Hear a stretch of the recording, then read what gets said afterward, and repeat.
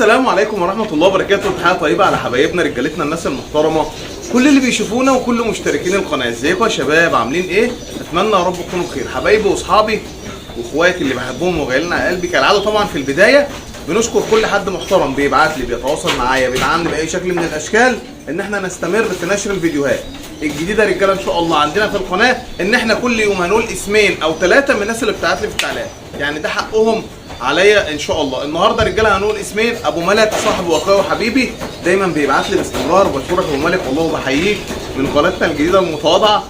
حبيبي يا ابو ملك ربنا يكرمك يا رب والف سلامه عليك، يا رب يشفيك كده ويعافيك يا رب. والله لما شفت دراعك يعني زعلت جدا، ربنا يتم شفاك على خير.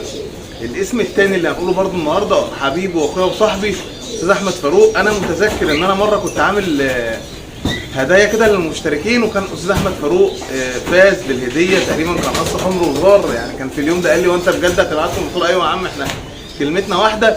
حبيبي يا استاذ احمد يعني كلامك جميل وكلامك فيه تشجيع جميل جدا والله في التعليقات، ربنا يبارك فيك وربنا يخليك ان شاء الله. رجاله عودوا نفسكم يوميا هنقول اسمين من اللي في التعليقات اللي في الفيديو، يعني مثلا فيديو النهارده بكره هنقول منه اسمين يا شباب، نشكرهم نقول تعليقهم ونقول اسمهم بالكامل ونشكرهم. ولو عايز كمان تسيب المكان اللي انت منه فقول لي انت منين، واحنا ان شاء الله هنذكر اسمك ومكانك والتعليق اللي انت شرفتنا بيه. حبايبي يا رجاله صباح الفل. وليد انا ازاي اكثف الانتاج عندي؟ ازاي انتج حمام اكتر من الطبيعي؟ ازاي اللي تحتين دول لسه ما خلوش ماشي ازاي انا يا شباب اقدر مثلا بدل ما بنتج 10 زغاليل ازاي اخليهم 12 او 13 او 15؟ اكثف الانتاج ازاي من جوز واحد؟ ايه اللي انا ممكن اعمله علشان ازود بيه انتاجي؟ طبعا غاوي حمام يعني انتاج حمام، غاوي حمام يعني صوت صوصوة زغاليل. انا ما بعترفش باي حد غاوي حمام عنده حمام الدنيا كله وما بيفرخش زغاليل. ليه؟ فرخ الزغاليل هيساعدك ان انت تجيب كلف، هيساعدك ويشجعك ويخلي نفسيتك كويسه ان انت تطلع للحمام وتنزل وتبقى بتعمل الحمام بتعامل الحمام برضا نفسه ونفسيتك كويسه، وتفضل تشيل في ميه وتطلع. يعني الحسنه الوحيده او المقابل الوحيد هو انتاج الزغاليل اللي بتبقى عندها شباب. فانا مش بعترف باي حد بيربى حمام ما بينتجش زغاليل، حرام عليك من اي نوع انت بتربيه طبعا. شوفوا يا شباب شويه الحاجات اللي انا اقولها لك ديت لو انت عملت بيها ربنا يكرمك، هي الطريقه الاساسيه اللي انا هتكلم فيها النهارده، وبعد كده هقول لك على شويه فرعيات كده لو عملت بيهم ان شاء الله ربنا يكرمك. ولو بتفرق من نفس العدد اللي عندك 20 باذن الله خليهم لك 25 وخليهم لك 30. طيب الطريقه اللي انا هقولها يا رجاله الاولانيه ديت هي دي الاساس عندنا، وهي سرقه البيض. سرقه البيض يا عم اذا نشتغل حراميه هنلف عند الناس نسرق البيض؟ لا انا مش قصدي كده، انا قصدي ان احنا نسرق بيض من الجوز. خلينا مثلا نتكلم على اي جوز، اي جوز قدامنا. اصل الكلام ده مش هينطبق على جوز بعينه، لا الكلام ده هينطبق على اي حمام عندك، بس بشرط علشان خاطر بالله عليك ما تجيش تقول لي انا هسرق بيض من حمام بلد. انا الحمام البلد ده حمام الاكل بتربيها كده بمزاجك، جوز ب 150 ب 100 ب 200 سعرهم قليل مش مستاهل. انا بكلمك مثلا في جوز القص ب 1000، القص ب 700، القص ب 1000 ونص، القص ب 2000 دوت اللي انا بطالبك ان حضرتك تكثف انتاجك فيهم. هنكثف انتاجنا في جوز ب 100 جنيه؟ لا نكثف انتاجنا في حمام غالي شويه علشان يجيب همه ويجيب تكلفته ويجيب ثمن الكلفه وثمن الطلوع والنزول اللي احنا بنطلعه عند الحمام. خلينا مثلا على سبيل المثال نتكلم على القص القواطع اللي قدامنا دول، تمام، او القص الكشاف دول، او القص اي قص قدامنا، تمام. انا ازاي بسرق البيض؟ انا ممكن انتج لك من الجوز دول جوز واحد في خلال شهر ونص.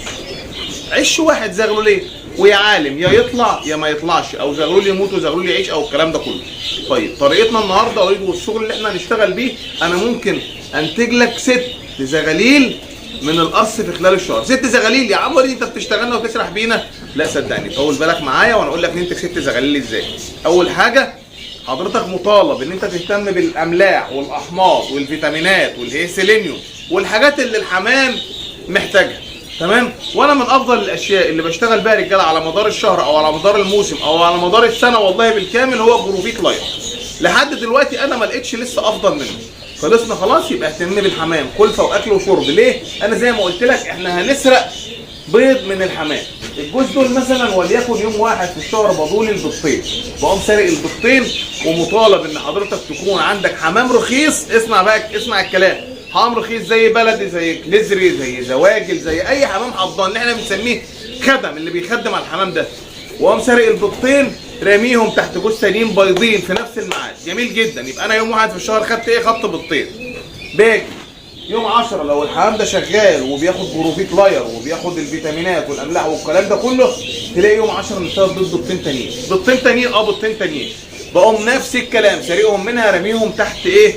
اي جوز تانيين، بلدي، كليزر، شقلباز، اي حاجه عندي من اللي هو الحمامه الرخيصه، الحمامه الفقيره اللي مهما افرخ فيها ما تقدمنيش في الغيه. انا دلوقتي سرقت منها ايه؟ 4 حصويات، باقي لي حصويتين اخدهم منها في اخر الشهر، ويبقى كده انا سرقت من النتايه ديت 6 حصويات. طيب يا وليد لما تبيض تاني اسرق منها البيض؟ اوعى، كفايه قوي لما اخد 6 حصويات من النتايه، لما بترجع تبيض تاني بسيب لها الحصى عشان تنام عليه، يبقى انا ريحت النتايه. عنقود البيض بتاعي يثبت بشكل كويس، ادت لها فرصه كويسه تكون عنقود البيض تاني لما تنام على البيض من 17 ل 19 يوم، وترجع تاكل الزغاليل من شهر لشهر و10 ايام يا شباب. طيب انا بالطريقه ديت خدت كام حصويه من الجوز دول؟ اللي هم المفروض مثلا لو قص صوافه او قص بلق خضره او قص زغروطات او ايا كان نوعهم هو ايه، خدت منهم 6 حصويات يا شباب، وفرخت 6 زغاليل. خلينا يا عم اضعف الايمان زغلول مني وقع، حصويتين طلعوا مش عمرين، يبقى انا فرخت 4 زغاليل من الجوز الواحد في خلال الشهر. في خلال شهر فرخت 4 زغاليل وطلعوا ورا بعض، طلعوا لحقوا بعض، يبقى ده اداني فرصه لترحيل البيض بشكل اكتر. طيب مفيش بقى اوريك كده حاجات في السريع كده اقدر برضه اكثف بيها انتاجي من الحمام وتساعدني؟ طبعا في، اللي هو ما سيبش زغلول واحد تحت جوز. يعني انا عندي زغلول كده وعندي زغلول تاني تحت جوز ثانيين كده، يا باشا انا بشيل الزغلول ده احطه تحت الجوز دول، او الزغلول ده تحطه تحت الجوز التانيين، وادي فرصه للجوز ان هم يرجعوا يجددوا دوره الانتاج تاني ويبيضوا تاني.